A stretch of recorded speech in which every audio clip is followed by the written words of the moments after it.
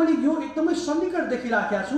एउटा ठुलो आन्दोलनको आदि बेले एउटा ठुलो विद्रोहको सङ्केत मैले वरिपरि देखिराखेको छु।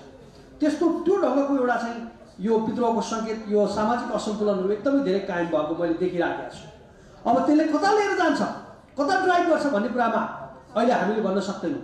विद्रोहहरू अस्वाभाविक रूपमा आउने गर्छन् र त्यसले अस्वाभाविक खालका मुद्दाहरूलाई स्थापित गरेर जाने गर्छ।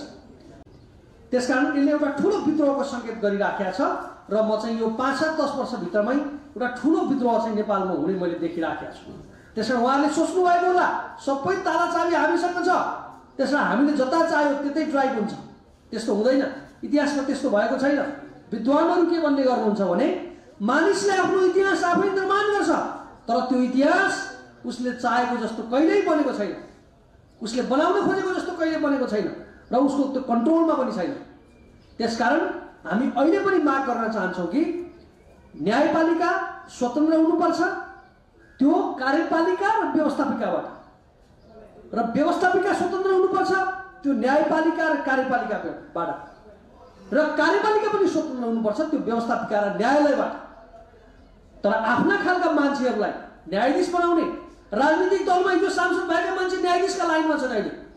त्यो कुरा हाम्रो संविधानले, कानुनले त्यो कुरालाई सिधा इन्कार गर्छ। त्यसैले यस्ता खालका कुराहरूले चाहिँ नेपाली नागरिकले आफ्नो मौलिक हकको रूपमा पाउने, संवैधानिक मौलिक हकको रूपमा पाउने न्यायको जुन हक छ त्यसको चाहिँ तराजु चाहिँ जुन तराजु लिएर त्यहाँ बसिराख्नु भएको छ त्यसको तराजु तलबाटै हुन्छ। र त्यसले जन्माउने भनेको यदि संविधानले नेपाली पिपुललाई न्याय दिन सकेन भने त्यस्ता संविधानहरू फालिएका छन्, त्यस्ता संविधान च्यातिएका छन्। योभन्दा अगाडिको इतिहासहरू तपाईँले पढिसक्नुभयो। 1910 मा मुलुकी ऐन आयो, 2004 मा वैधानिक कानुन आएको थियो, 2020 सालमा 19 सालतिर चाहिँ मन्त्रीले पनि कानुन जारी गर्नुभएको थियो। 2047 सालमा अर्को संविधान बन्यो। के तिनीहरूले काम गरे त? त्यसकारण यो संविधानले सबै कुरा हो, यो संविधानले नै सबै कुराको हल गर्छ भन्ने कुरा हामी कसरी भन्न सक्छौँ, कसरी ग्यारेन्टी गर्न सक्छौँ?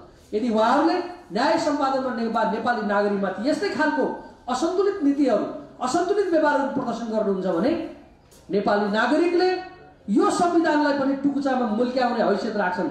यति भन्दै मेरो आफ्नो कुरा टुङ्ग्याउँछु। धन्यवाद, नमस्कार। 21औं शताब्दीमा फेरि क्रान्ति हुन्छ। त्यो क्रान्तिको नेतृत्व आजका किशोरहरूले गर्छन्, युवकले गर्छन्, त्यसमा विश्वस्त छु।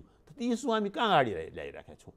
म प्रधानमन्त्री हुने कि तँ प्रधानमन्त्री हुने, तँ राम्रो कि म राम्रो, म बुद्धिमान कि तँ बुद्धिमान। अब मैले मेरो पार्टीमा दुवै मेरो परम मित्र हुनुहुन्छ, शेरबहादुरजी र रामचन्द्रजी, दुवै परम मित्र। फेरि एकै दिन चिनेको मैले उहाँहरूलाई, एकै दिन उहाँहरूलाई मैले 1967 मा उहाँहरूलाई मैले भदौ महिनामा चिनेको। नारायण सिंह डिआइजी काण्ड हुँदा यहाँ म हिन्दुस्तान बनारसबाट विद्यार्थीहरूलाई लिएर पर्चा बाँड्न आएको थिएँ। एकै दिन न्युरोमा देखाएँ मैले।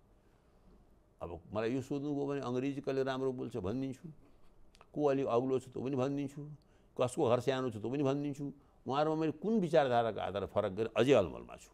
भोट त एउटालाई दिन्छु म, भोलि पर्सि नदिने होइन, भोट दिने अधिकार छ मेरो। भन्न के खोजेको भने नेपाली समाजले आदर्श खोज्दैछ, लक्ष्य खोज्दैछ। तपाईँको पुस्ताले डेमोक्रेसीका लागि सडकमा निस्केर आन्दोलन गरे जस्तै आउने पुस्ताले, आजको 12-15 वर्षको बच्चाले केका लागि लड्ने? त्यो लड्नेमा मैले दुईवटा सङ्केत गरेँ। अहिले बिपी कोइरालाको इन्द्रमायाको कुरा गरेँ, इकोलोजी मुभमेन्टको कुरा गरेँ। अरू पनि छन्। हामीले हरेक प्रकारको हिंसाको विरोधमा उत्रनु परेको छ। अब एकैचोटि हिंसाले के भन्न सक्नु पर्यो? हिंसा जसले गरे पनि खराब हो भनेर, राज्यले गरे पनि विप्लवले गरे पनि। विप्लवका कार्यकर्ताका नाममा जुन पुलिसहरूले जुन मनपरी मान्छे मारिराखेका छन्, त्यो अस्ति कहाँ सर्राईमा मारे होइन हो, त्यसको पनि खिलाफ बोल्नु परेको छ हामीले। एउटै कुरामा बोल्ने कुरा होइन भन्दा नयाँ पुस्तासँग सपना भएन। नयाँ सपनासँग हाम्रो जमानामा जुन एउटा सपना थियो, मेरो उमेरमा जुन सपना थियो आगो त्यो भएन भन्ने बनायो मेरो। आजको सबभन्दा ठुलो सङ्कट, र त्यो सङ्कटको समाधानमा मलाई लाग्छ मभन्दा ठुलो भूमिका तपाईँको छ, र मभन्दा ठुलो भूमिका मभन्दा कान्छाहरूको छ। एकदम।